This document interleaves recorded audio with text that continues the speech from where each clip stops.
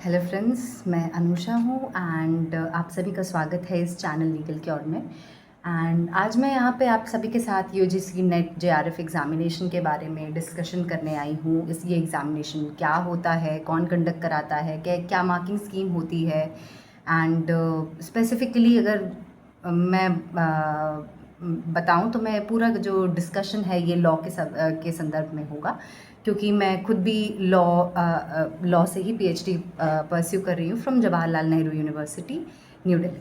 सो मैं खुद भी एक UGC NET JRF qualified candidate हूँ। सो आई थिंक काफ़ी लोग को इस एग्ज़ामिनेशन के बारे में नहीं पता होता है, उन्हें काफ़ी दिशाहीन सा फील होता है, इसलिए आई थिंक ये वीडियो बहुत ही ज़रूरी है और लोगों को इस एग्ज़ामिनेशन के बारे में ज़्यादा से ज़्यादा पता चले।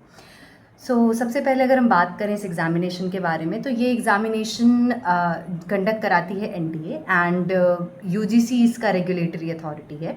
एंड ये एग्ज़ामिनेशन साल में 2 बार कंडक्ट होता है। अगर हम इसकी फ्रीक्वेंसी देखें, एक बार इसका गर्मी का सत्र होता है जो कि आपका ये जून में जो अभी आने ही वाला है। इस सत्र के एग्ज़ामिनेशन कुछ ही दिनों में चालू हो जाएंगे। एंड स्पेसिफिकली अगर हम लॉ के एग्ज़ामिनेशन की बात करें तो वो जहाँ तक मुझे याद है 23 जून को कंडक्ट होने वाला है। एंड जो दूसरा सत्र होता है वो जनरली हमारा दिसंबर वगैरह के महीने में होता है। एंड 2 सत्रों में इसमें जो भी लोग इसको क्वालिफाई करते हैं, फिर वो accordingly UGC net qualified candidate माने जाते हैं। तो ये एग्ज़ामिनेशन कुछ ऐसा नहीं है कि आपको कहीं रिक्रूटमेंट जैसा कुछ मिल जाएगा या कुछ। ये सिंपली एक क्वालिफाइंग एग्ज़ाम है एंड इसमें जो भी आप क्वालिफाई करते हैं उस आपके मार्क्स के बेसिस पे आपको उस क्वालिफिकेशन का सर्टिफिकेट वगैरह इशू होता है। एंड इस सर्टिफिकेट को इशू एनटीए और यूजीसी मिलकर करते हैं। तो इस पेपर का अगर हम स्ट्रक्चर देखें तो ये जो पेपर है आपका, ये एक ही पेपर होता है, 3 घंटे का पेपर होता है एंड ये 2 भागों में डिवाइडेड है। इसका पार्ट 1 जो होता है वो मैक्सिमम सारे कैंडिडेट्स के लिए एक ही चीज़ आती है, वो है जनरल एप्टीट्यूड। इसके सिर्फ 50 सवाल होते हैं, हर सवाल के 2 मार्क्स होते हैं। एंड सबसे जो अच्छी चीज़ है वो ये है, इन दोनों ही पेपर 1 पेपर 2 में कोई भी आपका यहाँ पे नेगेटिव मार्किंग नहीं होने वाली है। और आपको जो सही लगे आप उस हिसाब से सवाल के आंसर मार्क कर सकते हैं। इसमें जो नेगेटिव मार्किंग का एक डेटरेंट फैक्टर है वो आपको नहीं देखने को मिलेगा। पेपर 1 को अगर हम देखें तो जैसा कि मैंने बताया, उसमें जनरल एप्टीट्यूड होगा। उसमें जनरली आपके रीडिंग कॉम्प्रिहेंशंस आएंगे, आपके थोड़े क्वेश्चंस इंग्लिश से रिलेटेड जो आपके बेसिक एग्जामिनेशंस में आते हैं, जनरल अवेयरनेस, थोड़ा सा लाइक जो नॉर्मल होता है, उसमें ऐसा कुछ नहीं है कि बहुत ही टफ कुछ आएगा। बट हाँ, आपको थोड़ी स्पीड आपकी होनी चाहिए, अच्छी खासी रीडिंग स्पीड एटलीस्ट अच्छी होनी चाहिए, क्योंकि कई सारे कॉम्प्रिहेंशंस ऐसे होते हैं जो कि टाइम टेकिंग होते हैं। एट द सेम टाइम उसमें एक और पार्ट आता है डेटा इंटरप्रिटेशन, जिसे काफ़ी लोग काफ़ी मायने में थोड़ा टफ समझते हैं। बट अगर आपको ऑन एन एवरेज अगर आपको सही से बेसिक मैथ्स आती है, जैसे आपको परसेंटेज निकालना आता है, पाई चार्ट कॉम्प्रिहेंड करना आता है, बार ग्राफ्स आप उसको प्रोसेस कर सकते हैं, तो वो आपके लिए कोई खास डिफ़िकल्टी नहीं होगी। बट स्टिल आई थिंक ये एक बेटर ऑप्शन होगा कि आप इस एग्ज़ाम को देने से पहले एक बार एटलीस्ट 2-3 दिन के लिए सही, फॉर द सेक ऑफ कि आपकी स्पीड अच्छी हो जाए, आप एक बार उसको प्रैक्टिस करके ज़रूर देखें। और जो पेपर 2 होता है, ये पेपर आपका सब्जेक्ट स्पेसिफिक होता है। जैसे आपने सपोज़ आपने लॉ चूज़ किया या फिर आपका जो भी सब्जेक्ट है, ज्योग्राफी है, हिस्ट्री है, तो ये उससे क्वेश्चंस आते हैं। पेपर 2 में हमेशा 100 क्वेश्चंस होते हैं। ये 100 क्वेश्चन सेम पैटर्न, 2 मार्क्स के, no negative marking. And since मैं लॉ की हूँ, तो आई थिंक लॉ के फील्ड में अगर हम देखें तो इसमें जो मेजर पार्ट जो क्वेश्चंस के आते हैं वो आते हैं constitutional law, administrative law and like एक बहुत ही डिफरेंट पैटर्न देखने को मिलता है from typical judiciary papers and जो नॉर्मल पेपर्स होते हैं, क्योंकि इसमें इंटरनेशनल लॉ वगैरह आता है। एंड जो क्वेश्चंस होते हैं मेजरली हम उन्हें फैक्चुअल जैसे क्लासीफाई कर सकते हैं, बिकॉज सवाल ऐसे आएंगे कि ट्रीटीज़ कौन सी कब साइन हुई, जैसे आईपीआर की ट्रीटीज़, उनसे बहुत सवाल आता है। और आपके जो इन्वायरमेंटल लॉज के केसेस हैं, इन्वायरमेंटल जूरिस्प्रूडेंस, उससे बहुत आता है। तो ये ऐसे कुछ एरियाज़ हैं जो कि बहुत ही कॉमन होते हैं। आपको अगर इस पेपर को क्वालिफाई करना है तो आई थिंक इट्स बेटर कि लाइक इट्स बेस्ट कि आप सीधे कोई किताब उठाने से पहले आप एक क्वेश्चन पेपर को उठाएं। एंड जैसे आप क्वेश्चन पेपर को उठाएं, आप प्रीवियस ईयर पेपर अगर कोई अवेलेबल हो या फिर सैम्पल पेपर भी अवेलेबल हो, आप उसको उठाएं। आप उसको उठाएंगे तो आपको उससे पैटर्न एक समझ आएगा, एक पैटर्न वो ऑब्जर्व करना ज़रूरी है। एंड वो ऑब्जर्वेशन काफ़ी मायने में आपके लिए बहुत हेल्पफुल साबित हो सकती है इस एग्ज़ाम को क्वालिफाई करने में। अब अगर हम बात करें इस एग्ज़ाम के मार्किंग स्कीम की, तो जैसे मैंने बताया टोटल 150 क्वेश्चन, हाँ, पर question 2 marks, no negative marking. And जो पूरा पेपर होता है वो 300 मूल्यांक का होता है। सो 300 मार्क्स में से आपको जो भी अवार्ड होंगे, इन जनरली जो कट ऑफ जाता है वो हर सब्जेक्ट का डिफरेंट जाता है, हर सब्जेक्ट का डिफरेंट होगा, हर कैटेगरी का डिफरेंट होगा। एंड ये जो कट ऑफ है ये काफ़ी चीज़ें, कट ऑफ हो गया एंड आपके जो मार्क्स हैं ये काफ़ी चीज़ें डिसाइड करती हैं।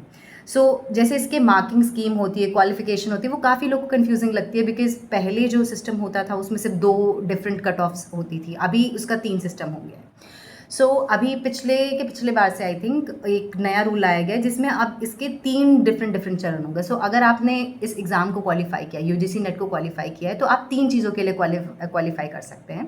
या तो आप सिर्फ पीएचडी के लिए क्वालिफाइड हो गए, उस सिचुएशन में आप सिर्फ और सिर्फ पीएचडी में एडमिशन ले सकते हैं। दूसरी सिचुएशन होती है या तो आप PhD with assistant professor qualification, जिसे हम नेट क्वालिफिकेशन कहते हैं। तो आप अगर सेकेंड क्वालिफिकेशन में आते हैं तो आप उसे यूजीसी नेट क्वालिफाइड कहेंगे खुद को। एंड उस सिचुएशन में आप पीएचडी तो परस्यू करेंगे ही करेंगे, पर प्लस आपके पास एक क्वालिफिकेशन होगी असिस्टेंट प्रोफेसर की। तो आप कहीं पे भी अगर भर्ती निकलती है असिस्टेंट प्रोफेसर की, चाहे वो सरकारी हो चाहे प्राइवेट हो, आप उसमें भर सकते हैं एंड आप असिस्टेंट प्रोफेसर बनने के लिए पूरी तरीके से काबिल होंगे। एंड देन थर्ड क्वालिफिकेशन जो सबसे बेस्ट क्वालिफिकेशन मानी जाती है वो है PhD with assistant professorship and junior research fellowship, that is JRF. And ये क्वालिफिकेशन आपकी, इसमें आपको काफ़ी सारे बेनिफिट्स मिलते हैं एंड जो कि हम अगले वीडियो में काफ़ी लाइक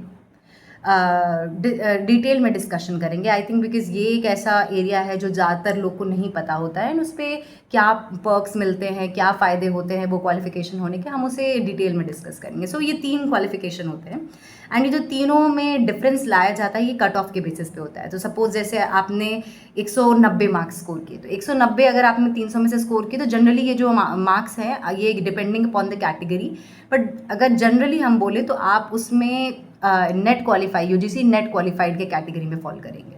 ऐसे सपोज आपके 215 या 216 मार्क्स आ गए तो आप जनरली जेआरएफ क्वालिफाई कर जाते हैं। तो ये डिपेंड करता है आपके मार्क्स किस रेंज में आ रहे हैं, उस साल की कट ऑफ क्या जा रही है एंड उसके बेसिस पे आपका कौन सा कैटेगरी में आप फॉल करते हैं वो डिसाइड होगा। एंड पहले कैटेगरी में सिर्फ और सिर्फ आप पीएचडी में एडमिशन लेंगे, दूसरे में आप पीएचडी विद असिस्टेंट प्रोफेसर के लिए क्वालिफाइड होंगे एंड तीसरे में assistant professor plus PhD plus आप जेआरएफ होंगे, जिसमें आपको रिसर्च वगैरह करने के लिए सामने से सरकार पैसा देगी। सो ये तो बात हुई हमारी कट ऑफ की एंड क्या होता है क्वालिफिकेशन। नाउ अब अगर हम बात करें सोर्सेज की ज़्यादातर इस एग्ज़ाम को पढ़ें कहाँ से। सो एक सबसे बड़ी प्रॉब्लम ये आती है कि इस एग्ज़ाम में लोगों को जनरली ये समझ नहीं आता कि एप्टीट्यूड कहाँ से हम पढ़ें, हम कहाँ से अपना लॉ प्रिपेयर करें, बिकॉज काफ़ी क्वेश्चन पेपर को जैसे लाइक सिंस ये कंप्यूटर बेस्ड टेस्ट होता है तो यहाँ पे क्वेश्चन पेपर रिलीज़ नहीं होता, तो वो बहुत ही कन्फ्यूजन रहता है लोगों को कि क्या है कैसे है। एंड कई लोगों को समझ ही नहीं आता कि इस पेपर को क्या कैसे अप्रोच करें। तो लाइक मैं अपनी अप्रोच अगर बताऊँ तो पेपर 1 के लिए मैंने प्योरली एक बुक रेफ़र की थी जिसका नाम है केवीएस मदान। वो टीचिंग एप्टीट्यूड के लिए one of the good books में काउंट होती है। उसमें आपको बेसिक टीचिंग एप्टीट्यूड के बारे में पता चलता है क्या है कैसे, वो लाइक आपको एक कॉम्प्रिहेंसिव इंफॉर्मेशन प्रोवाइड करती है एंड उसमें क्वेश्चंस भी बहुत ज़्यादा हैं। तो जैसे अगर आपको रीड नहीं करना है आप सवाल लगा सकते हैं, क्योंकि कई बार ऐसा होता है लाइक मेरे पर्सनल एक्सपीरियंस से बताऊं तो मेरे हिसाब से इट्स बेटर कि आप सवाल लगाएं, क्योंकि सवाल से आपके दिमाग में वो एक पैटर्न छपता है, आपको समझ आता है कि क्वेश्चंस को कैसे अप्रोच करना। मेरली पढ़ के इसमें काम करना थोड़ा सा डिफिकल्ट हो सकता है, but it's not completely impossible, depends upon कि आपकी खुद की अप्रोच क्या है, आपको क्या ज़्यादा बेटर लगता है। लॉ के फील्ड में सबसे पहले तो आप जो आपके ट्रेडिशनल सोर्सेज हैं उनको आप रेफ़र करिए, आप एक बार अपने नोट्स उठा के पढ़िए कि आपने क्या पढ़ा था, इंटरनेशनल लॉ वगैरह and environmental law, constitutional law and like basics हर चीज़ की आपको पता होनी चाहिए। एंड देन उसके ऊपर आप थोड़ा सा आपको फैक्चुअल नॉलेज होनी चाहिए, जैसे मिनर्वा मिल केस किस ईयर में आया, केशव नंदा भारती किस ईयर में आया। सो ये सारे जो केसेस हैं इनका एक पर्टिकुलर लाइक एग्जामिनेशन में जनरली क्रोनोलॉजी पे बहुत सवाल आते हैं, तो ये सब आपको पैटर्न देख के पता चलेगा। आप जैसे इन सवालों के आप सैम्पल पेपर हो गया, अगर आप उसको लगाएंगे आपको काफ़ी हेल्प मिलेगी उससे, आपको पैटर्न रिकॉग्नाइज हो जाएगा।